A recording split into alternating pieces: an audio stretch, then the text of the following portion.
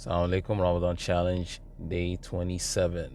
Today we're going to be learning 5 words. They are khamsa, khadimin, khalf, hinth, and muhit. The first word, khams, okay? Khams has to do with the number of khamsa, all right, which means 5, right? We all know that, right? And then from that you have khumus, or khums, or khims, which means 1 part of 5, 1/5 of something, right? Yom al Khamis, which is Thursday.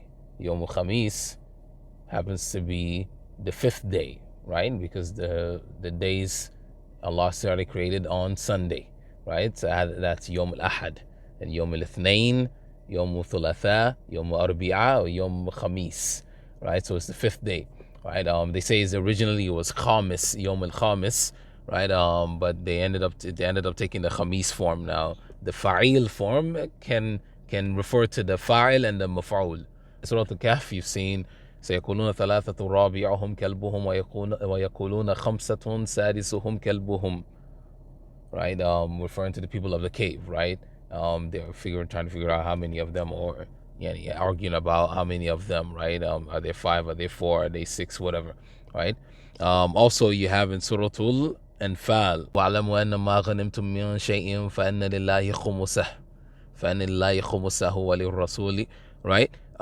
So whatever you get of the Anfal, and we already talked about Nafl Anfal, which is the extra, the Ghanima, the spoils of war, 1/5 of that is for Allah and the Rasul and the Qurba, wal Yatama, wal Masakin, etc. Right? So that is dedicated to that, Khumus. Okay? Some say Khumus, like I said, and some say Khums, right? Khims. And the next word is Khamidin. Now, Khamidin obviously is the plural of the subject form, right? And from that you also have Khamidun, which is in Surah Yasin, right? Where it says فَإِذَا هُمْ خَامِدُونَ, right? إِن كانت إلا صيحة واحدة فإذا هم خامدون, right? خَمَدَ, right, means it refers to a fire. When a fire, right, the flames are out but the coal is still burning, right? So you've kind of turned it off as opposed to being active, right? It's become kind of neutral. Okay, so that's Khamidin, right? Or Khamidun in that case. And then the other verse is Surah Al-Anbiya, جَعَلْنَاهُمْ حَصِيدًا خَامِدِينَ, right? Hasidan Khamidin, right? Hasid is when you've harvested, right? So Hasidan Khamidin is completely now like lifeless. It's dead now, so to speak. The next word is khalf. Now the word khalf, okay, khalf, khalaf, yakhluf, okay. Khalf just means behind, right? Is opposite of front, right? Min khalfihim, okay. Min bayni aydihim wa min khalfihim, right? Min bayni aydihim, in front of them, and min khalfihim, right? Which means behind, right? From that you have many other words. You have khalifa. The khalifa yastakhlif, he inherits, right? He comes right after the person behind him, so he's the khalifa, right? Anybody that comes right after somebody is a khalifa. So it's called a khilafa because one comes after the other, right? And it seems like that ta marbuta at the end, instead of being khalif, is with ta marbuta because it's li'azama, wallahu alam there, right? It's for ta'zim, right? Below alam. Anybody knows, you can comment it below. فَخَلَفَ مِن بَعْدِهِمْ خَلْفٌ أَضَاعُوا الصَّلَاةَ, right? Khalf. Now they say khalf is people that come, the people that come after, but in a bad sense, right? And you can see this ayah, right? أَضَاعُوا الصَّلَاةَ. They didn't keep to the prayer, right? They lost it, right?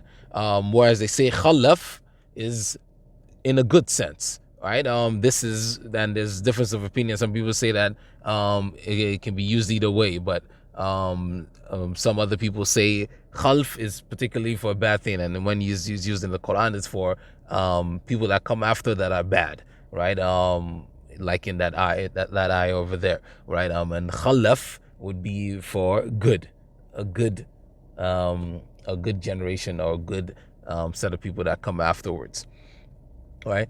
You also have from there, we also have there, like you said, istakhlafa.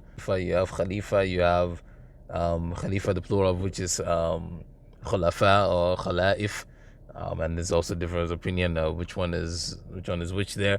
And then you have hinth. Now hinth, okay, ha nun tha, is a sin. Okay. Now, in its original meaning, it means to break a promise. Okay, you say something and then you do opposite of that. You don't fulfill the promise, right? We said wafa, yeah, wafa is to fulfill a promise. In this case, hinth is not to fulfill a promise, not fulfill an oath. Okay, to sin, right? If you take it in a religious sense, right? All right. And they used to say, so that when Rasulullah sallallahu alaihi wasallam, before Islam, right, would be seeking the divine, yatahannath. Okay, tahannath. Okay, he would take it to himself to purify himself of any sin, right? Right, by seeking the divine. Wala tahnath, right? I believe that's referring to Dawood or Sulaiman. Somebody comment that below. All right. And then you have وَكَانُوا يُصِرُّونَ عَلَى الْحِنْثِ الْعَظِيمِ. Right, they were constantly on this sin, on this path of transgression. And Surah Al-Waqi'ah, I believe. Okay, that's hinth. The next word is muhit. Now muhit comes from hata yahut, which means protect. Okay, means protect. When you protect something, you surround it, right? You're around it, right? You surround it, right? So they can said, so you have ha'it. Ha'it is the verb, the subject form of that, okay, which is used for a wall, because walls, that's what they do, right? They encompass, they protect that which is within, right? So the walls of your house, each one is a ha'it, right? And the plural of that is hitan, right? But that's what it means to surround, right? So ahata ilmuhu bi shay, right, means to encompass, to make your knowledge, literally to make your knowledge encompass something, right? Meaning, yani, you've got it under wraps, right? You've got it under control. It's under your you know everything about it, right? You've completely surrounded it, right? So when we're talking about ahata bima ladayhim, right? He knows every single thing about it because he's completely surrounded them, right? Every bit of the actions, he knows all about it. Okay, ahata fahuwa muhit, right? Muhit will be the verbal form of ahata, right? And some of you might have heard the Muhit al-Atlantis, right? Or Muhit al-Hadi, right? We're talking about the oceans, right? They encompass, right? They're so huge that they encompass the whole, what they call it. They encompass or they surround, right? The continents, right? So that's where that comes from.